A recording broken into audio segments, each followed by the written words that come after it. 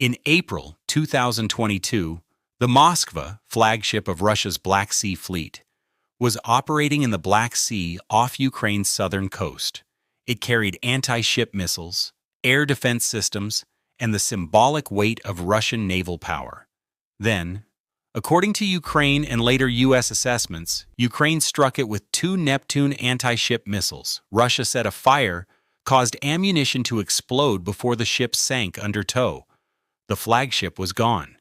But the most important detail had nothing to do with the missiles or the fire. It had everything to do with what Russia could not do next. Russia could not quickly replace it with an equivalent warship from another fleet, not without asking permission from a country that was not fighting on either side. How did geography create that problem? The answer starts with the Black Sea itself. The Black Sea looks open on a globe. Russia, Ukraine, Turkey, Romania, Bulgaria, and Georgia all border it. Russia's naval base at Sevastopol sits on Crimea's southwestern coast. You could assume Russia has room to maneuver, to rotate ships, to reinforce what it loses. But the southern edge tells a different story. The Black Sea has no direct connection to the Mediterranean. There is only one naval exit. It runs south through the Bosphorus Strait into the Sea of Marmara, then west through the Dardanelles into the Aegean. This narrow chain of water is called the Turkish Straits. From the first mile to the last, it runs through Turkey. The Bosphorus passes directly through Istanbul, one of the largest cities in Europe. At its narrowest, the strait is under a kilometer wide. Ferries cross it, cargo ships navigate it, warships pass through a waterway flanked on both sides by neighborhoods and hillsides. The Dardanelles follows, 61 kilometers long, connecting the Sea of Marmara to the Aegean and everything beyond. For Russia, these two straits are the difference between a fleet with reach and a fleet sealed inside a basin. A ship inside the Black Sea is inside a room. The Turkish Straits are the door. Turkey controls the door. This geography was not lost on the international community in 1936. That year, the Montreux Convention was signed in Switzerland, restoring Turkey's military control over the Bosphorus and Dardanelles. The treaty replaced an earlier post-World War I regime that had stripped Turkey of sovereign authority over its own straits, placing them under international commission control. Turkey had spent more than a decade trying to reclaim that authority. Montreux gave it back, and the legal framework it established has governed warship movement through the Turkish Straits ever since. Montreux divides naval powers into 2 categories. Black Sea states, including Russia and Ukraine, have rights because their coastlines sit inside the basin. Non-Black Sea navies, including most of NATO, face tighter restrictions on tonnage, notification, and how long their warships can remain. But the most consequential clause is Article 19. When Turkey is not a participant in a conflict, warships of the countries fighting that war are generally prohibited from transiting the straits in either direction.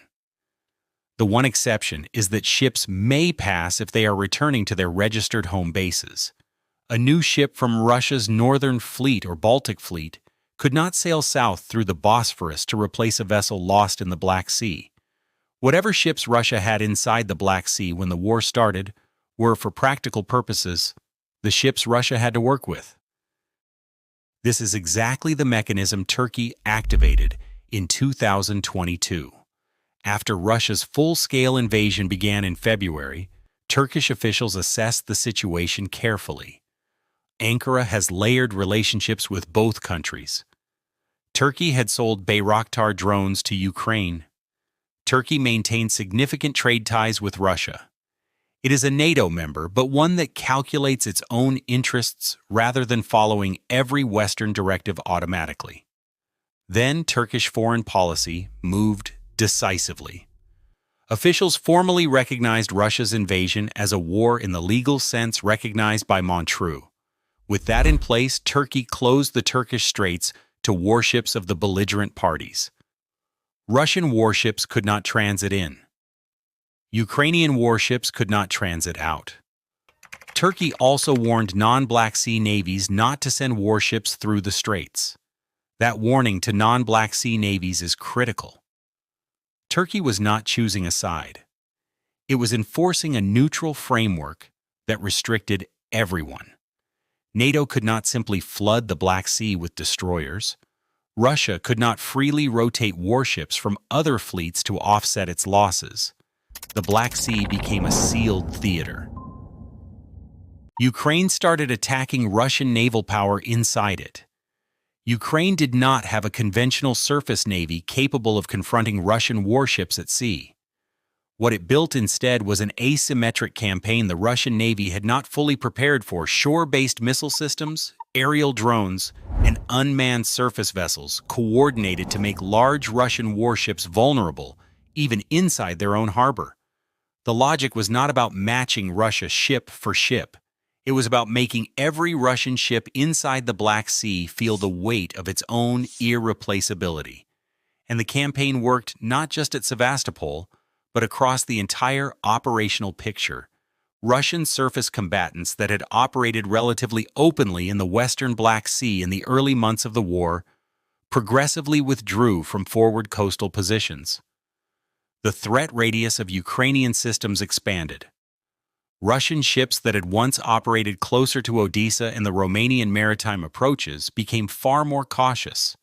The Black Sea, which Russia had treated as a permissive operating environment in February 2022, became contested water. In October 2022, Ukrainian sea drones and aerial drones attacked Sevastopol harbor in Crimea, the historic home base of Russia's Black Sea fleet. Small explosive-laden unmanned boats reached the harbor mouth directly. Among the vessels reported in connection with that attack was the Admiral Makarov, a modern Russian frigate capable of launching caliber cruise missiles. After the Moskva was gone, frigates like Makarov had become part of the remaining core of Russia's surface strike capability in the Black Sea. Reports on the extent of damage varied, but the operational result was clear regardless.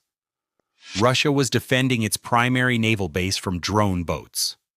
Russian warships pulled back from Ukraine's coast. Fleet activity shifted from Sevastopol toward Novorossiysk on the eastern shore of the Black Sea. Novorossiysk has naval facilities and a major commercial port, but it has not historically played the same role for the Black Sea Fleet as Sevastopol. Moving warships there created logistical complications and reduced the fleet's ability to project power toward Ukraine's coast at the same tempo it had maintained earlier in the war. A fleet does not relocate from its historic home base because conditions are favorable. Every ship damaged, repositioned, or destroyed carries the same underlying consequence. Under normal circumstances, a navy absorbing losses can regenerate. It brings ships in from other fleets. Russia cannot easily do that here. The Montreux Convention sharply limits it. And this is the point that separates Black Sea losses from losses anywhere else in the world. A Russian warship lost in open water is, at least in theory, easier to offset through redeployment from another fleet. A Russian warship lost inside the Black Sea during this war is a loss inside a closed basin, with Turkey controlling the only door, during a conflict where that door is legally shut to new warships arriving from outside. Every Ukrainian strike inside the Black Sea carries compounding strategic weight that the same strike in open water simply would not have. If this channel is giving you a sharper way to think about what is actually happening in these conflicts, hit subscribe. This series covers the strategic architecture behind every major headline. Now consider January 2024. Britain had donated 2 mine hunter vessels to Ukraine. Mines had become a serious hazard to Black Sea shipping since the war began, drifting into commercial lanes and threatening port access. Ukraine needed those ships. Turkey said no. Ankara refused to allow the British donated mine hunters to transit the Bosphorus, citing Montreux. Ukraine's supporters were frustrated, But the refusal proved something more important than any single outcome. Turkey was not selectively blocking Russia to help Ukraine. It was not selectively blocking Ukraine's allies to protect Russia. It was enforcing the same Montreux framework consistently, regardless of which side found the result inconvenient. That consistent enforcement of Montreux is the foundation of Turkey's leverage. If Turkey bent the rules for NATO, Russia would have grounds to demand equal treatment or to escalate. If Turkey bent the rules for Russia, NATO would face a fundamentally different security calculation in the Black Sea. By holding the line uniformly, Ankara maintains a position from which it shapes the war without entering it. This is also what separates the Bosphorus from other major choke points. The Strait of Hormuz is about energy. Iran can threaten to disrupt seaborne oil supply. The leverage is economic and immediate. The threat is blunt. Either the oil flows or it does not. The Taiwan Strait involves military, economic, and political dimensions at the same time. China's leverage there is entangled with semiconductor supply chains, with American alliance commitments, and with the credibility of deterrence across the entire Indo-Pacific. The Bosphorus is different from both. Turkey does not need to mine it. Turkey does not need to threaten anything. Its leverage is entirely legal and geographic. The Montreux Convention is internationally recognized and predates the current war by almost a century. Nobody can accuse Turkey of inventing a mechanism to punish Russia. The mechanism was in place before most of the people running this conflict were born. That legal foundation makes Turkey's position almost impossible to challenge. Russia cannot call it an illegal blockade because the treaty says exactly this should happen in wartime. NATO cannot demand Turkey open the straits while claiming to respect international law because the same treaty restricts NATO access. Ukraine cannot undermine Montreux without weakening the very framework that seals Russia's reinforcement problem. The convention survives because most parties have reasons to want it to survive, even when they dislike specific outcomes. And the strategic consequence for Turkey goes beyond the war itself. By positioning itself as the consistent enforcer of Montreux, rather than a partisan actor, Ankara has made itself indispensable to the management of Black Sea stability. Both Russia and NATO need to engage with Turkey on the Straits question. Neither can simply go around Ankara. That gives Turkey a form of diplomatic leverage that extends well past the duration of any single conflict. It is the kind of structural position that serious powers spend decades trying to build. And in the meantime, Russia's Black Sea fleet keeps contracting. Ukraine damages or destroys Russian naval assets inside the Black Sea. Those losses cannot easily be offset by ships from Russia's other fleets, because Turkey will not permit new warships to transit through the Turkish straits. The available pool of Russian naval power gets smaller. Russia makes increasingly conservative decisions about what it can risk. A navy does not need to lose a decisive battle to become strategically weaker. It only needs to lose ships faster than it can replace them, inside a space where replacement is controlled by a third party enforcing a 90-year-old treaty. Russia entered this war with the dominant navy in the Black Sea. The fleet has since lost its flagship, repositioned its surviving combatants away from forward positions, and adapted to a threat it was not designed to face.